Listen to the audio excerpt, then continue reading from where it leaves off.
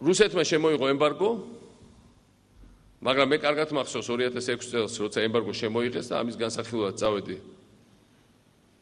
ემბარგოს ავტორთან, ბატონ პუტინთან პეტერბურგში და რომელმაც ორი მეთოდი არსებობს, რა თქმა უნდა, მოკლედ მე ტრადიციული წარმოების შახაბაზმა უბრალოდ ყურძენი ამოძირკვა ირანის დიდმა შახმა და საქართველოს დიდმა დამაქცევარმა და დამპყრობელმა. პუტინმა მონახა ბევრად უფრო თანამედროვე მეთოდი, უბრალოდ ჯერ მიაბა ღვინო მთლიანად რუსულ ბაზარს, იმიტომ რომ ეს იყო ბოლო წლები, როცა ყველაზე მეტ შეკვეთა იყო და მერე აკრძალა ამ ღვინოს გატანა რუსულ ბაზარზე. ეს უფრო ეფექტური იყო ის ვიდრე ის რაც გააკეთა შახაბაზმა. ჩავედი ამის განსახილველად და იმ პირობებში, როცა მან შეხვედრაზე 4 საათი დააგვიანდა, ამიტომ ჩვენი ჟურნალისტებიც იქ იყვნენ, პუტინის რეზიდენციის ბუფეტში ჩვენი ჟურნალისტები წაიყვანეს მათ ჟურნალისტებმა, რომელიც კეთილგანწყობილი იყვნენ და როგორც საზეიმო, როგორც ყველაზე უფრო დიდი პრივილეგია თვალების ჩაკვრით, უბრალოდ პუტინის ბუფეტის წარმოადგენლება მათ შესთავაზეს კონტრაბანდული ქართული ღვინო, რომელიც იყიდებოდა პირველ სართულზე პუტინის რეზიდენციის იმ პირობებში, როცა მან 2 თვის წინ საზეიმო დაიფიქსირა, რომ არც ერთი ბოთლი არ შევიდოდა რუსეთის ბაზარზე. მე დღესაც მე მიყვებოდა 1 თვის წინ ერთი უცხოელი ნიშნოვანი სახელმწიფო მოღვაწე, როგორ უმასპინძლდებიან ყოველ ჩასვლაზე ძალიან მნიშვნელოვან კაბინეტებში რუსეთის თავრობის, როგორც კი თვალს მოეფარებიან, ეგრევე იღებენ ქართულ ღვინოს და უსხავენ მათ და ასმევენ. მათ თავის ხალხს უთხეს უარი ქართულ ღვინოზე, მაგრამ თავისთვის ერთი დღით არ უთქვეთ ამის უარი. დღესაც ეს რჩება რუსული ელიტის საყვარელ ღვინოდ.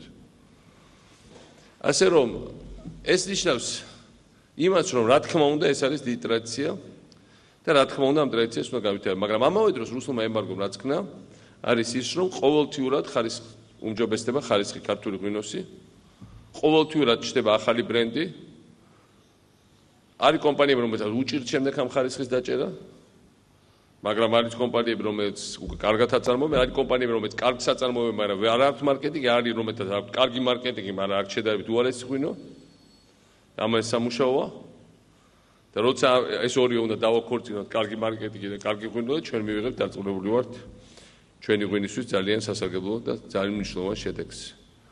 მე ძალიან კარგად მახსოვს 2006 წელს, როცა ჩვენი ღვინო აიგზალა ძალიან ბევრმა ცნობილმა პოლიტიკურმა მოღვაწემ ამერიკაში, ევროპაში მას უწოდა თავისუფლების ღვინო, თავისუფლების სასმელი. და ეს არის მართლა თავისუფლების ღვინო, თავისუფლების სასმელი. ეს არის სიმბოლო ასევე საქართველოს გადარჩენის და გამძლეობის, იმიტომ რომ შარშან პირველად ჩვენ არ გქონდა პრობლემა ყურძნის გასაღებაზე რუსეთის ემბარგოს შემდეგ. დარწმუნებული ვარ, წელს იქნება პირველი წელი, როცა პრაქტიკულად მიუხედავად სოფლიო კრიზისისა ჩვენ არ გვექნება პრობლემა ღვინის გასაღებაზე და ღვინის გატანაზე იმ რაოდენობით, რომელსაც ჩვენ წელს ვაწარმოებთ.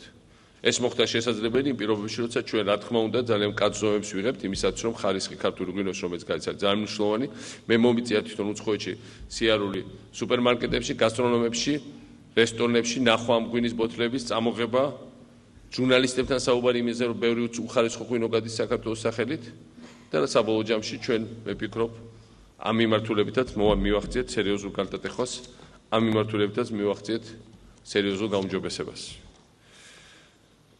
რა თქმა უნდა, ჩვენი ამოცანა არის ამ სფეროში ახალი ინვესტიციების მოზიდვა. ძალიან ბევრი საინტერესო ინვესტორი გამოჩნდა. ის ხალხი, ვინც ახლებურად უყურებს საკითხს, იმიტომ რომ ჩვენ პრობლემა გქონდა, რომ როცა საქართველოში იყო ეს ძველი მეღვინეობის ინსტიტუტი, გადაჩვევა და აქ არის ზოგიერთ ძველი მეღვინეს არ მიწევთ, გადაჩვევა ძველ ჩვევებს იყო ძალიან რთული. იმიტომ რომ ჩვენ ქვეყნის ხელმძღვანელის დამოუკიდებლობის შემდეგ და მაშინ პარტიის პირველ მდივანს, კომუნისტური პარტიის, ძალიან წინდა რომ მეზობელ აზერბაიჯანის პირველ მდივანს უკვე ჰქონდა სოციალისტური შრომის გმირობა. მასაც სჭირდებოდა სოციალისტური შრომის გმირობა, როგორც უმაღლესი დაფასება და გზა პოლიტბიუროსკენ. გზამ პოლიტბიუროზე გაიარა ქართული ვენახის განადგურებაზე და ქართული ჩაის განადგურებაზე. ჩაის ძირკვავდნენ ბუჩქებიანად და რაც შეეხება ღვინოს, საქართველოს დაისახა მიზანი, რომ ეწარმოებია მილიონი ტონა ყურძენი. ეს იყო ჩართვა რუსთაველის თეატრიდან, სადაც ამ წუთებში პრეზიდენტი მიხეილ სააკაშვილის სიტყვით გამოდის. შეგახსენებთ, რომ რუსთაველის თეატრი ღვინისა და ვაზის 33 საერთაშორისო ფესტივალს მასპინძლობს. დღეს დილით ბელორუსიის მოსახლეობას გაზით 15%-იანი შეზღუდვით მიეწოდება კომპანია გაზპრომ სანქციის გატარება რუსეთის პრეზიდენტმა დიმიტრი მედვედევმა დაავალა. გარდა ამისა, მედვედევის მითითებით კომპანიამ მინსკთან ვალის გადახდის საკითხებთან დაკავშირებით კონსულტაციები უნდა განაგრძოს. ბელორუსთან მიმდინარე კონსულტაციების შესახებ ინფორმაცია პრეზიდენტს გაზპრომის ხელმძღვანელმა პირისპირ შეხვედრისას მიეწოდა. მინსკი დავალიანებას აღიარებს, ვალის დაფარვას კი მანქანების წარმოებით, მომსახურებითა და სხვადასხვა გზით სთავაზობს. გაზპრომი ბელორუსს დავალიანების დასაფარად 5 დღის ვადას აძლევს.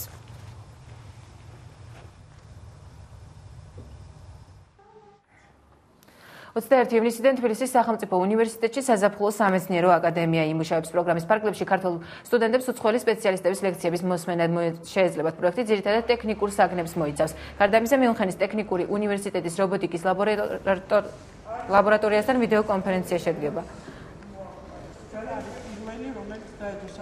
ერთ მთავარი მიზანი ამ აკადემიის გახლავთ, რომ უფრო გავააქტიუროთ კავშირი უნივერსიტეტსა და სკოლას შორის. გარდა ამისა, დღეს ქვეყანას განსაკუთრებით სჭირდება სწორედ ტექნიკური სფეროს სპეციალისტები, ინჟინრები, ზუსტი საბუნებისმეტყველო მეცნიერების მიმართ ინტერესის გაძლიერება და გაღვივება ახალგაზრდებში არის ამ საზაფხულო აკადემიის ერთ-ერთი უპირველესი ამოცანა. ძალიან დიდი მნიშვნელობა აქვს ჯავახიშვილის უნივერსიტეტს არა მარტო ჩემთვის, არამედ მთელი სკოლისათვის. ძალიან კარგი იქნება თუ სხვა ბევრი მოსწავლეც დაინტერესდება და დიდი იმედი მაქვს, რომ აკადემიაში ჩავირიცხები და სერტიფიკატსაც მივიღებ შესაბამისად.